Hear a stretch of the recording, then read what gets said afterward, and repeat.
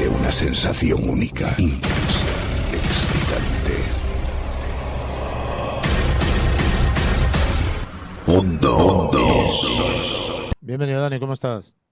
¿Qué tal? Pues como siempre, encantado de estar aquí en tu programa. ¿Qué vamos a hablar hoy en el Mundo Insólito Radio, Dani?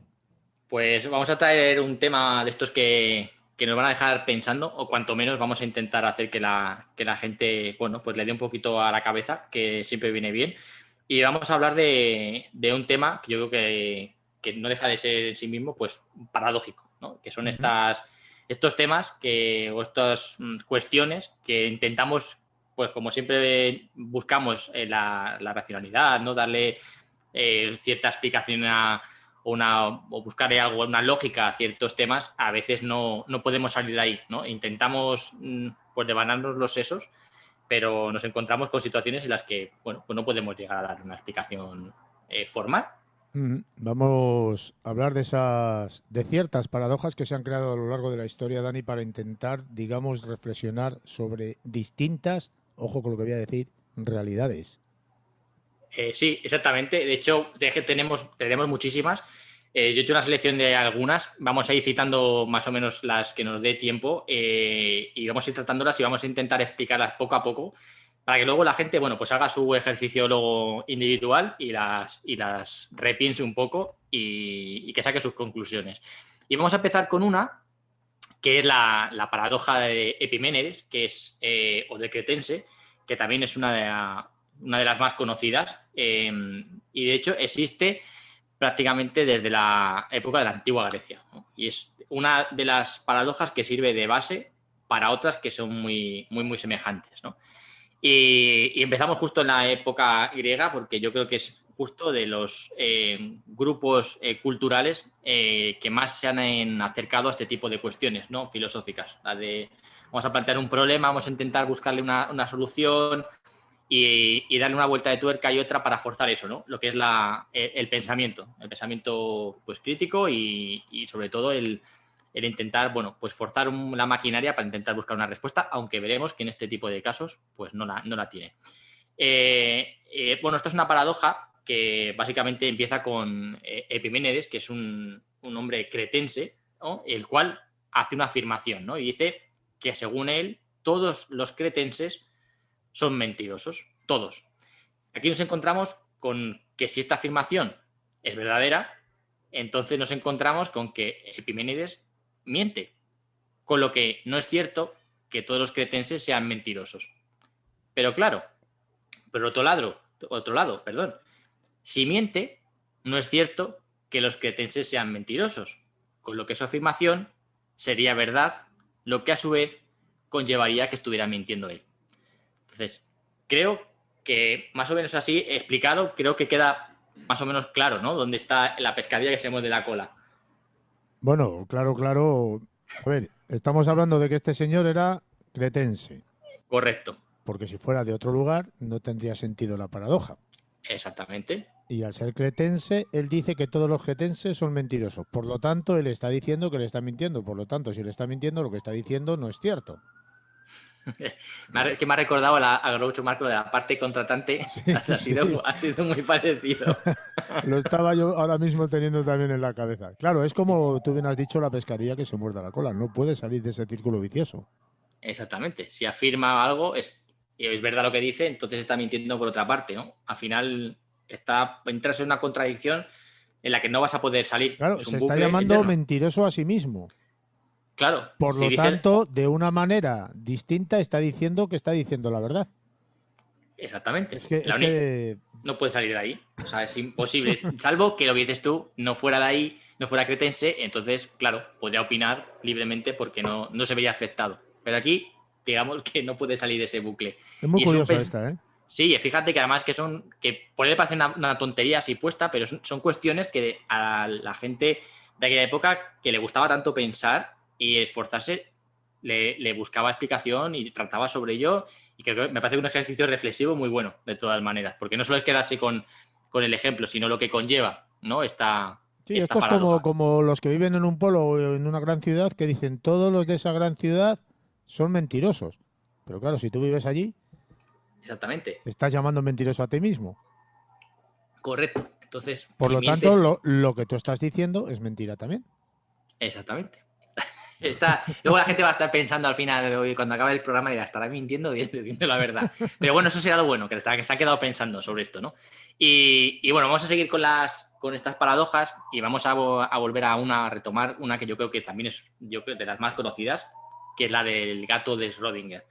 Y bueno, esta paradoja viene pues de este famoso físico austriaco y trata una paradoja, sobre todo lo intenta usar para explicar cómo funciona la física cuántica. En concreto, una parte fundamental que se llama el momento o una función de onda en un sistema. Y vamos a explicar un poco en qué se refiere, ¿no? En qué consiste la paradoja. Y vamos a poner un ejemplo, ¿no? Es una caja opaca en la que, bueno, pues disponemos de una botella con un gas venenoso. Y tenemos pues un pequeño dispositivo con elementos radiactivos con una probabilidad de un 50% de desintegrarse en un tiempo determinado. No sabemos en qué momento va a ocurrir la desintegración, si es que ocurre, porque hay un 50%. Y justo en esa caja A ver, metemos... hay un ¿Sí? 50% de que pueda llegar a desintegrarse en un determinado momento. Sí, en un determinado No momento. que sea así, no que se vaya a desintegrar, que pudiera llegar a desintegrarse. En un momento cualquiera. Puede estar en un día, 2, un año, 50 años, 100 años. O no desintegrarse nunca, o no porque desintegrarse. hay un 50% de posibilidades. Exactamente. Es decir, en un momento justo del tiempo, miraríamos y diríamos, pues hay un 50% de que ahora mismo se puede desintegrar o no. Y ahí más o menos lo acota. Sí. Y justo metes un gato. Entonces, claro, si la partícula radiactiva pues se desintegra, el dispositivo, bueno, pues hará que el veneno se libere y el gato pues muera. Entonces, dada esa probabilidad del 50% de desintegración, una vez pasado un tiempo, que no dice cuál, es en un tiempo determinado, la pregunta sería si el gato que está dentro de la caja está vivo o muerto.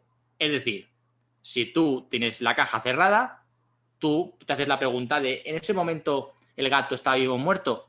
Pues desde un punto de vista lógico, ya que estamos jugando con probabilidades, tanto por cientos, pues nos hará pensar que está vivo o está muerto en el momento en el que abramos la caja. Pues como hemos dicho, el 50% y un determinado instante, yo creo que ahí pues nos hace pensar que o está vivo o está muerto. No parece que haya mucha más explicación posible, ¿no? Pero sin embargo, aquí esto lo usa para explicar lo que sería esa perspectiva de la mecánica cuántica. Y es valorar ese sistema en un momento en concreto. Entonces, en la cuestión no se resolvería con un sí o un no, sino que es que el gato, en ese preciso momento, en ese instante, puede estar en dos estados a la vez, vivo y muerto. Porque estamos hablando de un concepto totalmente distinto a nivel de no lógico, sino a nivel de física cuántica. Entonces, en un momento determinado, en un estado en concreto, algo no puede estar, no tiene por qué estar o vivo o muerto. Puede estar exactamente en dos estados simultáneos. Y aunque parezca una locura, o se nos pueda alejar un poco de la comprensión, esto es uno de los principios de la computación cuántica, que creo que lo hemos hablado alguna vez en tu programa, Juan Carlos, que hemos dicho que la diferencia que hay entre la informática clásica de los estados de 0, 1, encendido o apagado, hablamos que la mecánica cuántica, la física cuántica, pues estos ordenadores cuánticos, en un instante cualquiera, ese 1 y 0 no tiene por qué estar en ese estado, están en los dos a la vez. Por eso juega y el abanico se abre mucho más, ya que juegas con más estados momentáneos que pueden solaparse en un instante concreto. Que parece un poco raro, un poco paradójico que algo se pueda encontrar en dos estados totalmente distintos en un momento, pero esto es la explicación básica de la mecánica cuántica. Pero esto es como si estuviera vivo y muerto a la vez en distintos planos de existencia. Es la forma, creo yo, más clara de poder entender lo que estás diciendo. Sí, es como que en un momento algo puede estar en dos cosas a la vez y es que ahí está la magia de la física cuántica y lo que cambia todo, ¿no? Que es un concepto totalmente distinto. Y otra cosa. Sí. Yo te puedo asegurar que si, dependiendo del tiempo que haya pasado, el gato está muerto. Yo también. Fíjate, hemos cerrado la paradoja de si el pobre gato se tira un tiempo sin comer o beber, está muerto, da igual el gas, ¿no? No, sin beber y sin comer, que primero se mueren por deshidratación. Exactamente. Pues pobre gato, de todas maneras. Vaya Sí, ideas sí. que tiene Rodinger para explicarlo. Pero creo que es una manera muy buena de explicar eso, ¿no? De la diferencia entre que estamos acostumbrados a un 1 o un 0, un apagado y encendido de la luz. Es como si imagináramos que en una habitación la luz puede estar apagada y encendida a la vez. Se nos hace de la cabeza un lío, ¿no? O está apagada o está encendida. Pero que a la vez esté apagada y encendida es para devanarte la cabeza. Y está muy bien explicada esta me gusta mucho. Si quieres vamos a seguir con las paradojas. Seguimos. Porque hay una también muy buena que también yo creo que es conocida y sobre todo a la gente que nos gusta la película de ciencia ficción, viajes en el tiempo, nos encontramos con la famosa paradoja del abuelo, que aparentemente está atribuida a René Bechamel, que no se sabe muy bien a quién adjudicarla, pero todo indica que fuera esta persona. Y de hecho es que el argumento, como decimos, de muchísimas películas de viajes en el tiempo, ¿no? Y esta paradoja establece algo muy, muy, muy usado en el cine, ¿no? Es si una persona viaja al pasado y pongamos que le da por eliminar o matar a uno de sus abuelos, esto, antes de que concibiera evidentemente a sus padres, esto conllevaría a que esta persona que ha viajado en el tiempo en sí no puede haber llegado a nacer, ¿verdad? Pero claro, sin embargo, si esto pasa, no podría haber nacido sus padres, no podría haber nacido él y haber viajado en el tiempo y haber matado a sus abuelos. Y volvemos a entrar en una pescadilla que se muerde la cola, ¿no? Si tú has conseguido viajar en el tiempo y matar a tus abuelos, ¿cómo has podido luego viajar en el tiempo y matar a tus abuelos? Si, en teoría, al haberlo hecho una vez, has roto toda esa cadena genealógica y tú no has llegado a nacer. Pero, sin embargo, eso sigue pasando y sigue pasando y sigue pasando. O sea, es una de las paradojas más típicas de cómo dicen que se puede romper. Dime. Yo creo que hay una película que explica este tipo de paradoja sobre Hitler. Ya no recuerdo muy bien si era sobre Hitler. Es una película de ciencia ficción en la que el protagonista viaja en el tiempo para asesinar al líder nazi antes de que éste provoque la Segunda Guerra Mundial. Sí, y de hecho... No sé si la has visto tú, la película. Es que ahora mismo no sé decirte cuál es, pero luego muchos recurren a que se crean como planos paralelos, ¿no? Que de un hilo, digamos, sacas otro, que sería como una realidad paralela a otro plano distinto, ¿no? Como decir, bueno, saco como ramas de un tronco y de una realidad saco otra distinta. O sea, es decir, como que si no alteraras la original, pero crearas como una nueva versión, sí, pero esto, por ejemplo, de otra rama. Lo de la película esta, el que este buen señor viaja antes de la Segunda Guerra Mundial y mate a Hitler, no tiene mucho sentido. El mero hecho de matar a Hitler no impide necesariamente que el hombre haya hecho el viaje en el tiempo. Pero, en cuestión no. Claro, pero al conseguir evitar la Segunda Guerra Mundial, por ejemplo, elimina precisamente el motivo para que dicho viaje se haya hecho, y también elimina el conocimiento de la utilización, de la necesidad de hacerlo, necesidad, ¿verdad? Mejor dicho, de dicho viaje. Exactamente. De no haber existido la Segunda Guerra Mundial, por ejemplo, es que yo me lo planteé cuando vi la película. De no haber existido la Segunda Guerra Mundial, no habría motivo para viajar al pasado para matar a Hitler. O sea, que ahí está la paradoja, perfectamente. Es la misma paradoja que estás mencionando. Y las películas generalmente se suelen saltar eso un poco los ven pasar por el arco del triunfo, ¿no? Como se suele decir, porque es verdad que si has hecho algo y has eliminado esa necesidad, no tendría mucha lógica el volver otra vez. Vamos, no tiene sentido. Es ahí justo donde reside esa paradoja. Y de ahí volvemos otra vez al estado del no poder salir, ¿no? Si ya has arreglado algo, pero has vuelto otra vez, ¿cómo es posible? Bueno, partiendo de que el viaje en el tiempo, yo me parece que es imposible prácticamente.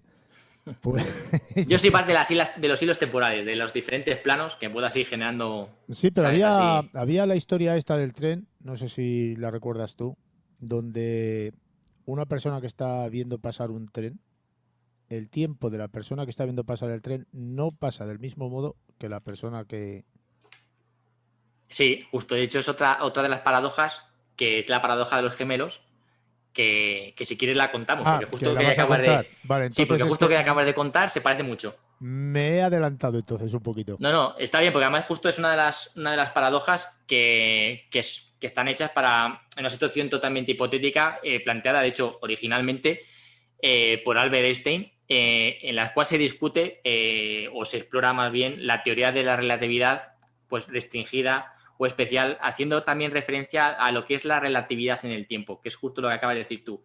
Esas perspectivas, ¿no? De que está dentro, el que está fuera, el que está en el andén, el que está en el tren. Y la paradoja lo explica pues, algo muy parecido a lo que acabas de decir tú, ¿no? Te plantea la existencia de dos gemelos, uno de los cuales pues, decide hacer un viaje a una estrella cercana desde una nave que se moverá pues, a velocidades cercanas a la luz, ¿no?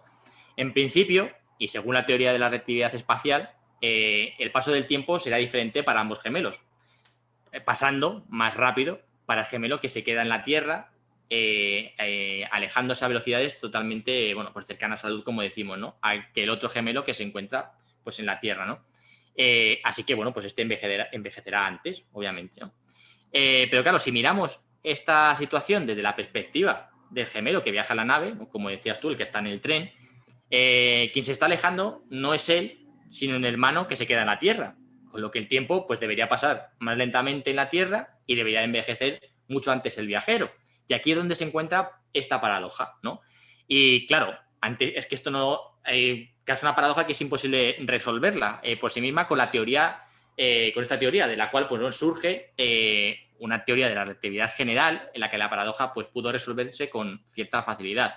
Y es que en realidad en dichas circunstancias el gemelo que envejecería antes sería el de la Tierra, porque el tiempo pasaría mucho más rápido para este al desplazarse el gemelo que viaja a la velocidad de cercanas a la luz en medio de un transporte con una aceleración determinada. Entonces, aquí sí que plantea una especie de paradoja en el que, justo como decías al principio, depende del punto donde se está observando ese evento. No es lo mismo estar de espectador en el andén, ¿no? Que tú estás parado y ves Claro, una pero cosa... es que ahí está, pero pasa lo mismo con el movimiento. El que va en Exactamente. el que va en el tren no siente el movimiento o no percibe el movimiento del mismo modo que el que está fuera mirando. Ve la Porque técnicamente velocidad está a la que, parado. bueno, va parado, se ve el movimiento del Sí, tren porque, bueno, pero prácticamente él está quieto. eso es. Es el tren el que se mueve. Sin embargo, el que va fuera sí que percibe la velocidad del tren. Sí, y sin embargo, cuando tú estás en el tren, que parece que no te mueves, lo que pasa a tu lado parece que lo que se está moviendo. No, a No, y velocidades es que... muy curioso porque tú cuando pasa, por ejemplo, una mosca dentro del tren, ¿no? Tú Sí, vas en dirección hacia norte, para que nos entendamos. Si la mosca va en dirección sur, va a una velocidad normal, como si estuvieras quieto. exactamente. Sí, Es muy curioso también eso. sí, de hecho es que todo esto de la ciencia, o sea, Y si parece... tú vas dentro de un tren, ya me estoy liando. Si tú vas, si tú vas dentro de un tren a 120 kilómetros por hora y te pones a andar no sé, a 10 metros por minuto, por decir vas a 120 kilómetros por hora más 10. Sí, porque estás metido dentro de una unidad de Esto velocidad. también se podría interpretar al sentido de rotación terrestre, ¿no? A la Sí, si es velocidad que... de... Tú fíjate, si lo que No al estás sentido, contando... no el sentido, quería decir a la velocidad de rotación. Sí, pero es que al final lo que estamos contando es que al final la física, que parece una cosa muy árida y que al final a lo mejor puede ser difícil de entender y demás, pero sobre todo cuando se explica con ejemplos de este tipo, se hace como muy cercana a la gente.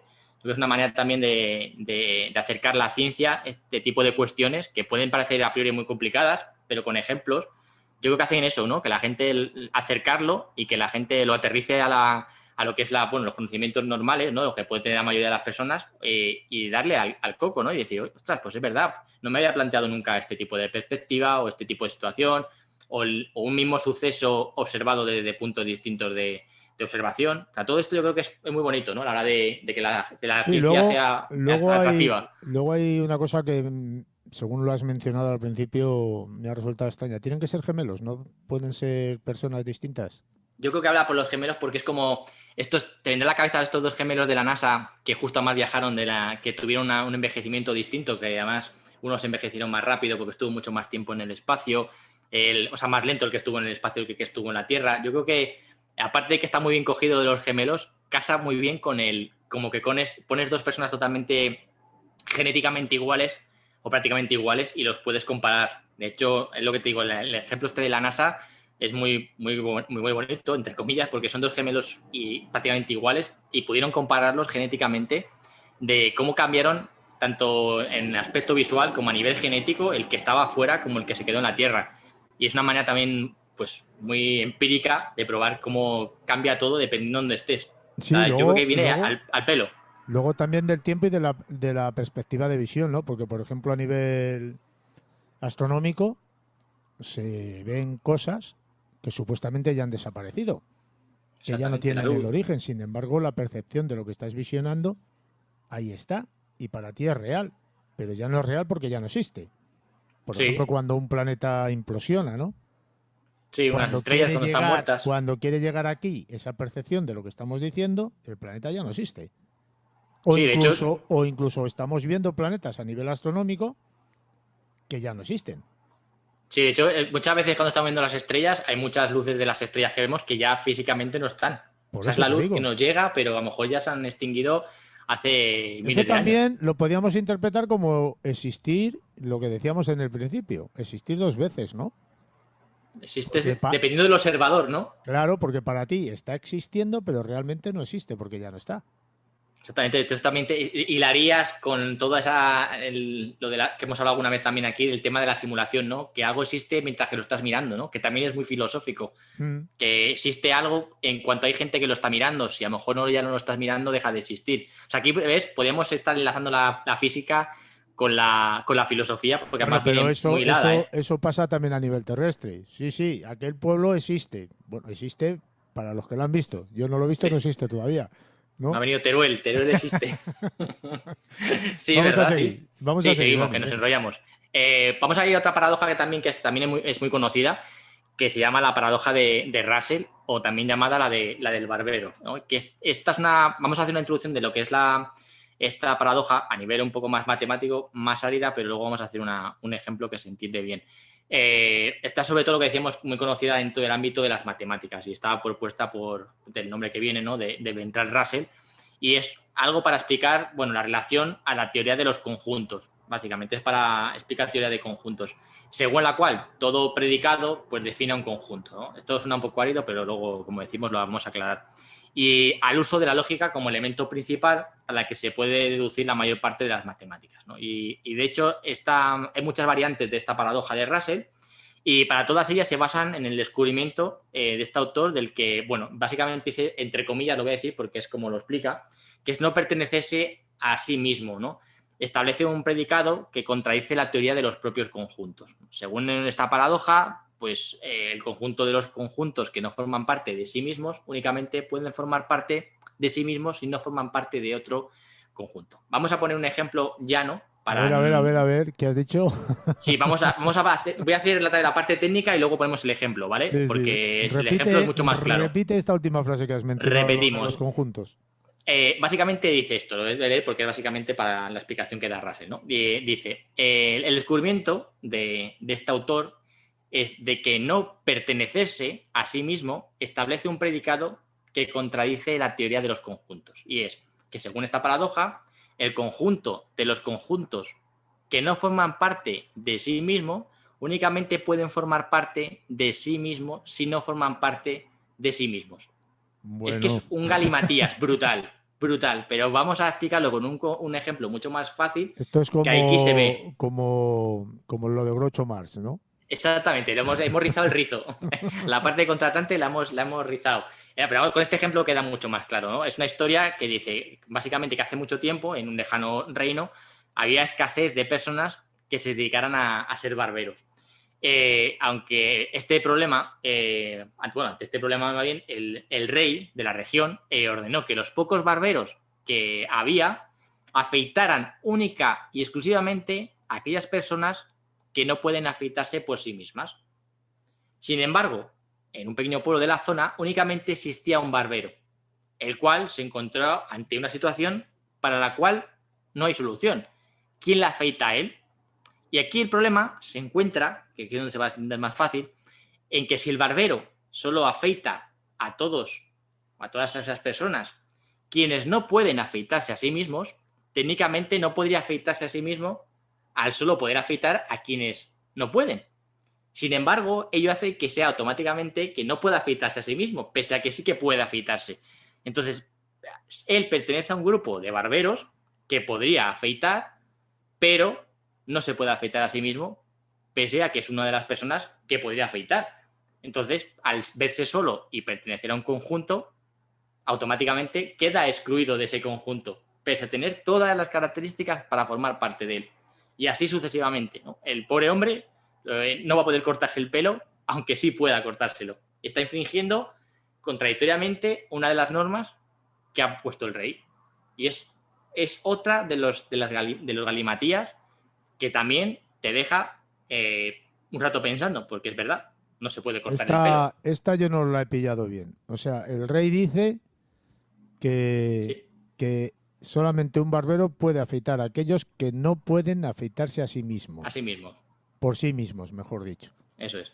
Pero eso implica que los que no pueden afeitarse a sí mismos es porque tienen alguna deficiencia de algo. Lo que excluye al barbero, salvo que el barbero tampoco puede afeitarse a sí mismo por alguna historia. Claro, porque en teoría el barbero, su función es afeitar a otras personas que no puedan.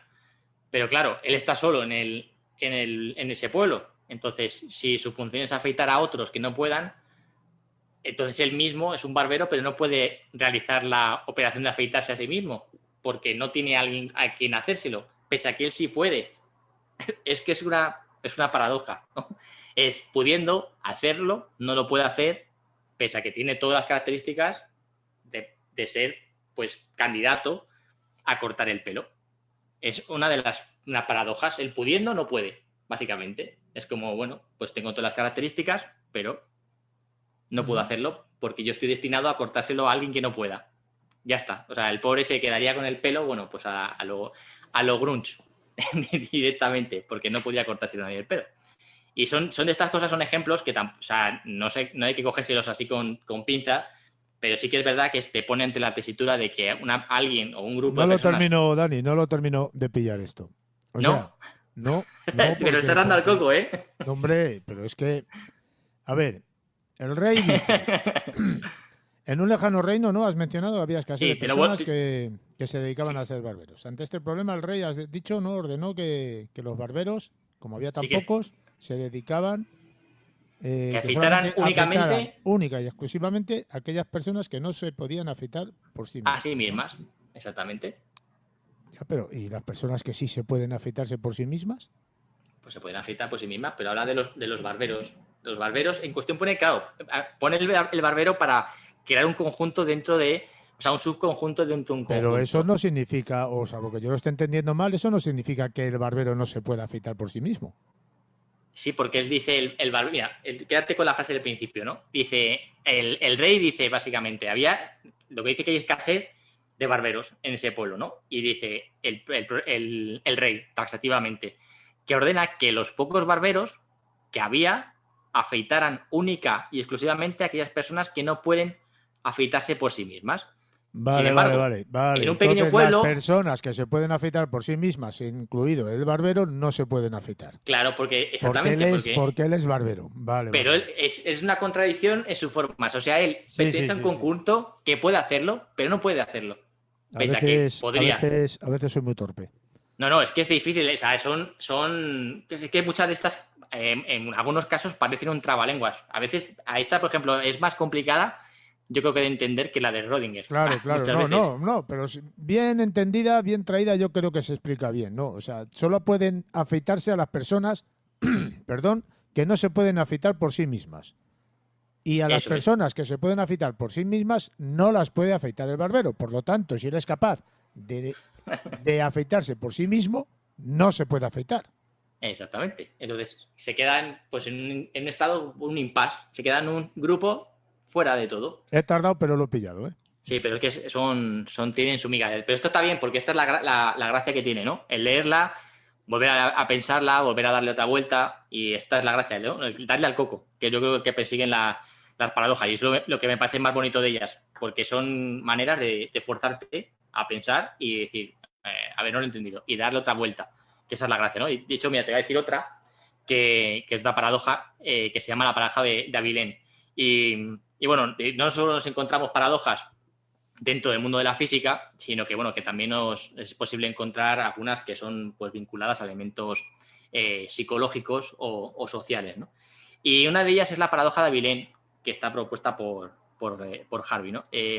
Según esta paradoja, un matrimonio y los padres de él se encuentran jugando al dominó en una casa de Texas, ¿vale? Lo típica, ¿no? La partida de dominó en una casa de Texas. El padre del marido pues propone visitar la ciudad de Abilene, con lo que con lo que la nuera coincide, y pese a ser algo que no le apetece al ser un largo viaje, pero bueno, coinciden en la idea y dicen, bueno, al considerar que su opinión no coincidirán con los demás, pues bueno, el marido responde que le parece bien siempre y cuando la suegra le parezca bien. Ahora voy a repetirlo para que quede más claro, para sentar las frases, ¿vale? Porque hay que entenderla bien, poquito a poco. Esta última también acepta alegremente. Hacen el viaje y resulta largo y poco grato para todos. Voy a volver a leerla, ¿vale? Para que quede claro.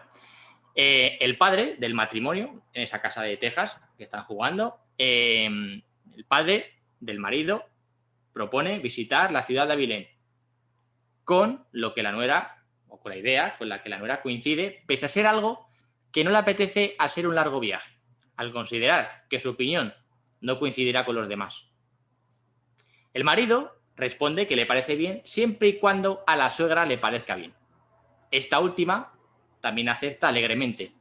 Hacen el viaje, que resulta largo y poco grato para todos. Ahí yo creo que más o menos vamos bien explicado, ¿no? Sí, el padre de él propone un viaje exactamente, que a la mujer de él no le resulta cómodo, pero el marido dice que si la suegra lo acepta, se van los 4. Exactamente. Y la suegra, pues oye, dice que le parece bien, van todos, y a la vuelta parece ser que el viaje pues ha sido un poco nefasto para todos, ¿no? No les ha gustado mucho, ¿no? Total, que al volver, uno de ellos insinúa que ha sido un gran viaje. A ello, la suegra responde que en realidad hubiese preferido no ir, pero aceptó por creer que los demás querían ir. El marido responde que en realidad solo fue para satisfacer a los demás. Su esposa, a su vez, indica que a ella le ha pasado lo mismo, y por él, el último, el suegro, que es el que había propuesto todo, ¿no? Dice que lo propuso por si los demás se estaban aburriendo, aunque a él tampoco le apetecía realmente. Entonces, ¿dónde radica la paradoja de toda esta maraña de circunstancias, ¿no? La paradoja se encuentra en que todos se mostraron de acuerdo en ir a pesar de que en realidad todos hubieran preferido no hacerlo, pero aceptaron a causa de la voluntad de no contravenir la opción del grupo. Entonces, nos habla de la conformidad social, del pensamiento global, que está relacionado con un concepto que es muy, muy, muy bonito, que es la espiral del silencio. O sea, esto al final hace como un énfasis en un fenómeno que pasa muchas veces y que socialmente, pues por desgracia está muy hilado en la sociedad, que es que haces cosas muchas veces que no te apetece y no quieres, simplemente por no causar una opinión distinta o un cierto desánimo o contravenir la opinión de los demás. Entonces, te sueles guardar tu opinión en el bolsillo, sueles no mostrarla en público. Se llama hipocresía. Se llama hipocresía social. Exactamente. O sea, es una manera, es muy bonita, ¿no? Porque fíjate que aquí todos han ido como diciendo, han propuesto una cosa, el otro ha dicho, bueno, siempre y cuando al otro no le moleste, el otro ha dicho, bueno, siempre y cuando al de al lado tampoco, y al final es como una especie de cadena en la que se van como pasando, ¿no? La responsabilidad de decisión al de al lado. Es una especie, Dani, de presión. Fíjate, me está recordando mucho a esta gente que se ha vacunado que no se quería vacunar por esa presión. La presión social.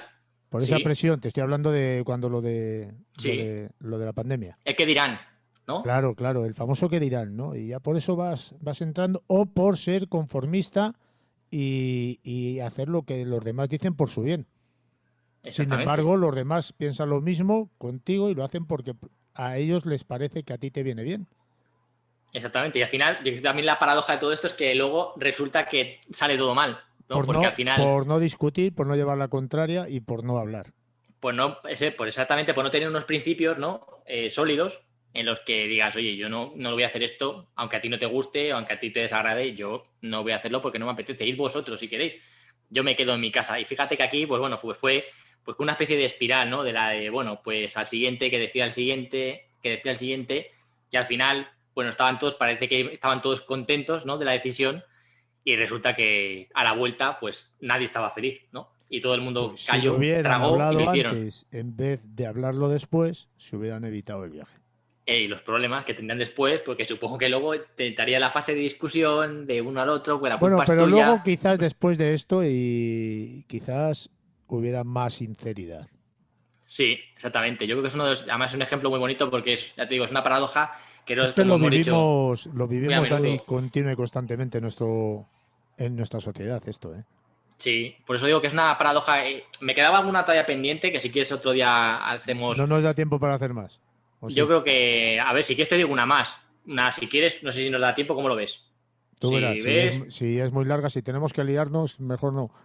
pues me gustaría explicarla bien. Como esta siempre da en juego, yo prefería si quieres dejarla, porque Vale, pues hacemos otro programa siempre sobre nos ello. enrollamos y nos debatimos sobre ellas, que es lo bonito, y yo creo que es mejor si quieres dejarla A para mí, otro momento. a mí me ha gustado mucho la primera, Sí. la de la pescadilla. Sí, la pescadilla se mueve la cola. La del gato no está mal, lo que pasa que la física cuántica tiene ahí telita que estudiar. Sí, Y bueno, esta última ha sido un poco floja, yo pienso, mí, pero a nivel sí. social es buena porque nos hace reflexionar sobre el no hacer las cosas pensando que a los demás les gustaría que las hiciéramos, porque a lo mejor los demás están pensando lo mismo que nosotros y nos proponen Exactamente. hacer cosas porque a nosotros nos gustaría hacerlas. Esa falta de diálogo que tenemos a nivel social y familiar, esa falta de diálogo es muy, muy importante, creo yo. Exactamente. Por eso la he traído, porque pese a que no es la paradoja que más te dé para devanarte los sesos, la he querido traer porque, sobre todo por el significado sociológico que tiene, sobre todo para demostrar que tampoco está todo por qué tener relacionado las paradojas con algo físico, matemático, sino que también a veces se da en la vida real en circunstancias como estas, ¿no? Que son esas paradojas de hacer cosas que no queremos y que al final las hacemos pues, por un sinsentido, básicamente, ¿no? Es una paradoja, una contradicción. Hacer algo que no quieres cuando no tienes por qué hacerlo y además no pasaría nada porque no lo hicieras y sin embargo lo haces. O sea, es una paradoja en sí misma. Pues Dani, lo dejamos aquí, ¿te parece? Perfecto. Pues muchísimas gracias como siempre por todo y un fortísimo abrazo. No, gracias a vosotros. Un abrazo.